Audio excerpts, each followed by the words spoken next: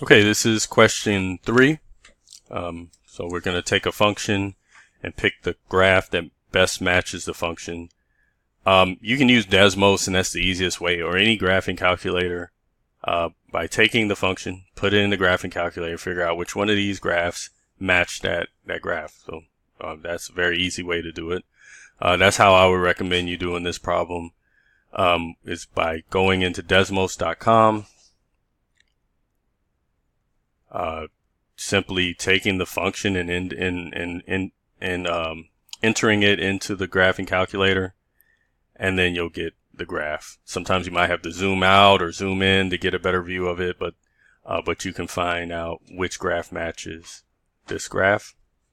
Another way of working it out is by taking the function, determining what A, B, and C are. A in this case is 1, B is -6, C is 4. And putting it into a formula, this formula is the vertex formula of a function. So it is x equals -b over 2a. Okay, this will give us the x coordinate of our function. We can find the y coordinate by substituting it back into the function. So b in this case is 6, so we have -b. I'm sorry, b is -6, so it's -b, so it's going to be negative. B is already negative, so it's -6, 2 over 2 times 1. Give us 6 over 2, which gives us 3. So we have x, which is, again, we're looking for the vertex of our function, which is an ordered pair. The first value is x, the second value is y. So we have a first value, which is 3. Okay, in order to find the y value, we take the original function, f of x equals x squared minus 6x plus 4, and substituting x back into the function. So we have f of x, also known as y, equals x squared, that is 3 squared, minus 6x, remember x is 3, plus 4.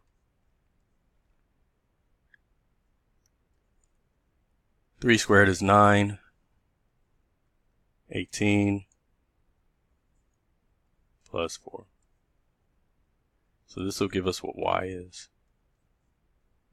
So y is equal to -5, so therefore our y is -5. Okay, how can that help us figure out which of these 4 graphs are the correct graph? Well, it's a graph with the vertex being -3, -5. Right? So let's look back at our answers here. This one has the vertex. All right, what is the vertex? These points, the very lowest or highest points of the vertex. These are the vertex of our graph. All right, so let's look at the one on the right, the left, on the very left right here. So 3 and -5 is a vertex. That is correct. So this one's a possibility. That one's good. 3, -5, there's a vertex here. 3, -5. This one does not have a vertex of 3, -5.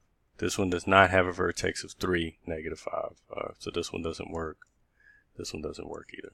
All right, so it's either going to be A or B, or whatever this one is and whatever this one is. Okay, now it becomes very easy to determine which one's the correct answer. The one that is sloping upwards has an A that is positive. Remember, A is the number that comes as first. That is the first coefficient, and that's 1.